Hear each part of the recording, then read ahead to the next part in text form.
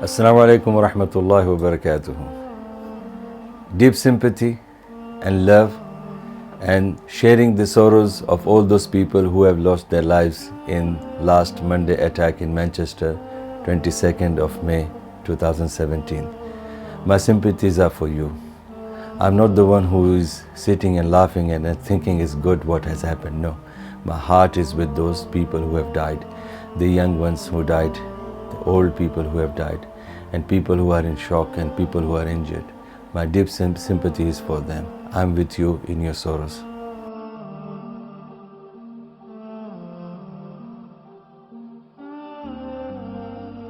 In chapter 4, verse 29, Allah SWT has said, وَلَا تَقْتُلُوا أَنفُسَكُمْ. You are not allowed to kill yourself.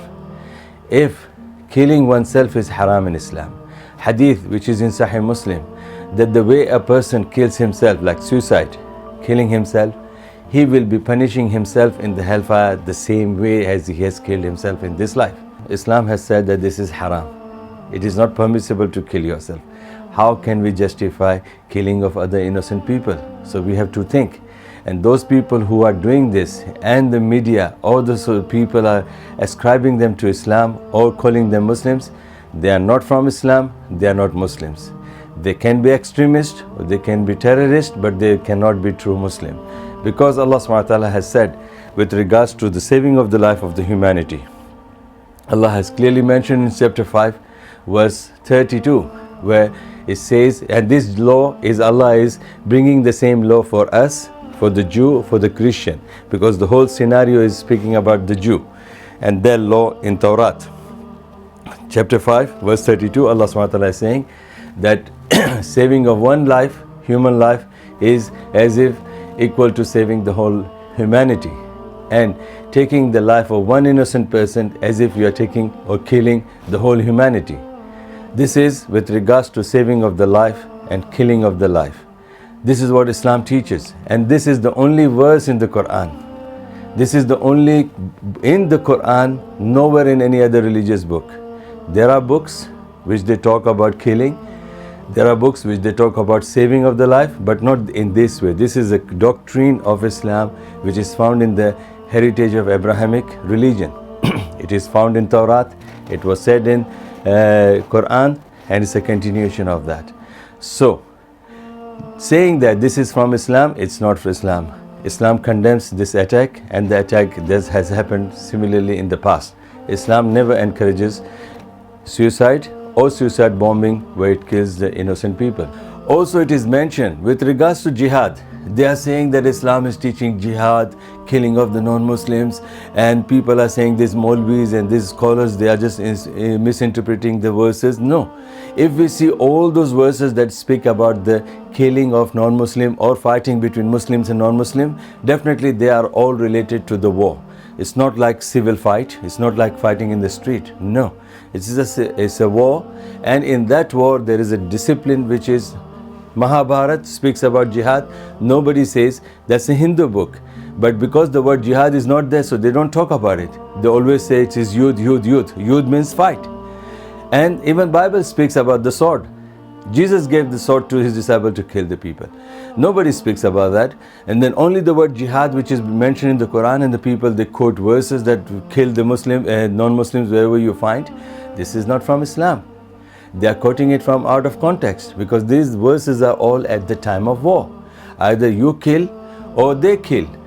Either you kill them or they kill you. So this is the time of war. But did anybody know what the rules and regulations and discipline mentioned regarding the jihad in Islam? No, nobody speaks about that. Number one, in chapter 9, verses 4, 5, 6, 7, these non-Muslims, when they quote from the Quran, chapter 9, they quote verse 4, verse 5, verse 7, they don't quote verse 6. Why? Because verse 6 is telling us that in the war, when the non-Muslim, he gives up, and he doesn't want to fight, he doesn't want to continue with the fight, and he says that I'm surrendering myself and take me to the place of safety. Quran says you have to provide him that. Save his life, take him to the place of security where he's saved. Why? Because he may be, when he gives up, maybe his own team people can kill him. So we have to protect him. Maybe non-Muslims have seen him killing other Muslims just before that. So they might kill him. So Islam is saying, no, protect him. Take him to the safest place. This is at the time of war. Quran says this, chapter 9, verse 6. Who quotes this? This is Islam. This is Quran. And the Quran says in this same month, شهر رمضان الذي أنزل فيه القرآن هدى للناس. Allah subhanahu wa ta'ala created us and He is our well-wisher. And He says that for your guidance, I have revealed this Quran. When? In the month of Ramadan. This Quran is a book of guidance. This Quran is not the book of killing. This Quran is a guidance for the men, for the women, for the children, for husband, for wife, for every human being walking on the face of the earth, Muslim and non-Muslim. This Quran is a book of mercy. Quran is a book of shifa. It is a remedy. But book of guidance, it doesn't say that kill everybody. No. If we are Muslim, then we have to follow these commands of Allah. Allah subhanahu wa ta'ala has said in chapter 5, verse 32, saving one life, saving the whole humanity. So this is very clear. Islam never says that. And look, the principle of jihad. Allah says in the Quran, and the Prophet Muhammad has said, that when the captives they come in the war, don't make them slaves forever and don't ill-treat them or don't mistreat them. If their people come with the ransoms, free them. Yes. Their women, free them. Their men, free them. You have no right to do any harm to them. No. Excuse me. When they fight with you, and if they run away, they might go into the temple, they might go into the church, they might go into the masjid. Allah says, the Prophet has taught us that never chase them in the church, never chase them in the mandir, never chase them in the masjid. Leave them alone because they are seeking the protection of Allah. Imagine, subhanallah, even those people who are in the houses, Quran says, Allah says, and Rasulullah say that don't go after them and breaking their houses. No, you are not allowed to do that. You are not even allowed to break their plants or damage their plants or the trees. We are asked, and this is the best example that we know. At the time when he conquered Makkah, he lived there, people that kicked him out. It was his birthplace. But when he conquered it, not a single person was killed. Imagine a victory over a country without shedding the blood. This is Islam. This is Quran. This is teaching of Prophet Muhammad sallallahu alaihi wasallam. Prophet Muhammad sallallahu alaihi wasallam has said, you cannot be a true Muslim unless you love for others what you love for yourself. Nobody wants to harm himself. He doesn't want anybody to misrespect him. So this is Islam. Islam says you cannot be a true Muslim unless you behave with the people as you want people to behave with you. And what's the difference? If somebody is killing others, if somebody is killing children and people are saying, okay, children are dying here, children are dying in Iraq and Syria and all that, so we do the same? No. We are not allowed to do that. This is our test. Allah is testing us, and this is the greatest month of Ramadan, where we have to control our tongue, we have to control our ego, we have to control our anger, and we have to fast for the sake of Allah. If somebody fights us, somebody abuses us, somebody says anything, even physically, try to torture us, we are commanded by Prophet Muhammad that you should say that I won't behave like this because I'm a Muslim. This is Islam. Who speaks about that? This is Islam. Islam is the religion of peace. Islam is the religion of guidance. Islam is the religion of love. Love for the men, women, children, young, old, everyone.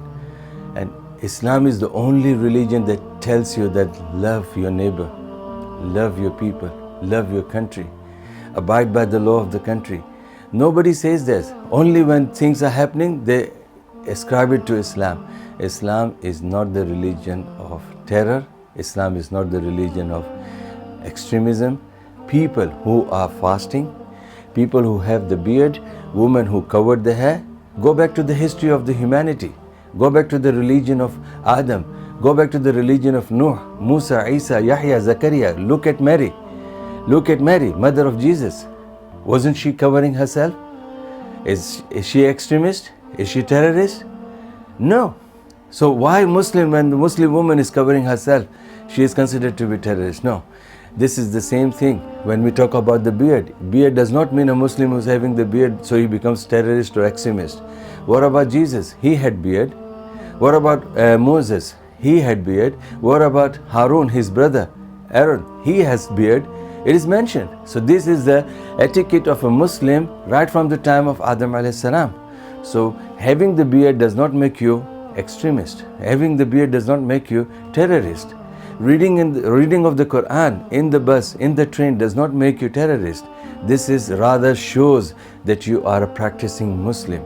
You pray for yourself, you are praying for Muslims, you are praying for your neighbors. You also told in the Quran, subhanallah, in the hadith, when you are traveling in the bus, when you are traveling in the train, when you are traveling in the plane, you should make prayer to God that your journey should be safe, you should return safe. And this is for you and all those who are traveling. Islam never tells you to blow the aeroplane. Islam never tells you to blow the buses. Islam never tells you to blow the train. Islam tells us that when you aboard the bus or train or aeroplane, you should say, Allah, this is my journey, make it safe for me and bring me safely to my destination. And it is included for all of them, because if he is saved or she is saved, all of us are saved. So this is what Islam is. And my brothers and sisters, try to understand Islam in the light of the Quran and the Sunnah of the Prophet Muhammad sallallahu alaihi wasallam. Don't blame by what people are saying, quoting here and there. And if you want to know what Islam is, go to the right people, ask the right people. And my final message to the Muslims, my brothers and sisters, whenever this kind of incident takes place, people, they come out in group, paying attention, paying sympathy, paying, condolence for them. Why Muslims are not coming out for that? And when we are sitting in our houses and just saying, oh, maybe this news is fake, or maybe I don't want to participate. No. This gives them the chance to think that, yes, look, what has happened now, or what Muslim has done. All those Muslims are sitting in the masjid, or all those Maulvis who are sitting in the masjid, all those Muslims who are sitting in the houses, they are agreeing with it. That's why they are silent. They are waiting, okay, good, what the Muslim has done, that's good. No, my brothers and sisters, all Muslims should come out somewhere in the cities, in their towns, they have to come out in the cities and the town, and they have to stand there together with the Muslims, and they should bring all those verses of the Quran like posters in their hands. Look, this is what Islam is teaching us. This is what Islam is telling us. And wallahi, my brothers and sisters, I will lead this group. Even though people might say it's innovation, people might say, oh, these people are, Prophet never did that. No, this is the time where if these people can come out and protest and they blame Islam, why can't we come out and defend our religion? And we should tell them that this is what Islam is. We should quote the ayat of Quran. We should quote the translation. We should quote the references, and we should bring the ahadith of this, what I have mentioned now, what Islam teaches us. And then we have to stand in group together to say to the people, we love you, you love us. We want peace for you, we wish good for you, we want safety for you, we want safety for this country. And that is why I tell every British who are here in this country, holding the British citizenship, I'm telling you, my brothers and sisters, look into the world. So many natural disasters are there and calamities are happening. Why it's not happening in this country? This is because this country is blessed country, because it has got pious people, practicing people of all the different religions. They pray to God for the safety of this country. Wa akhiru da'wana alhamdulillahi rabbil alameen.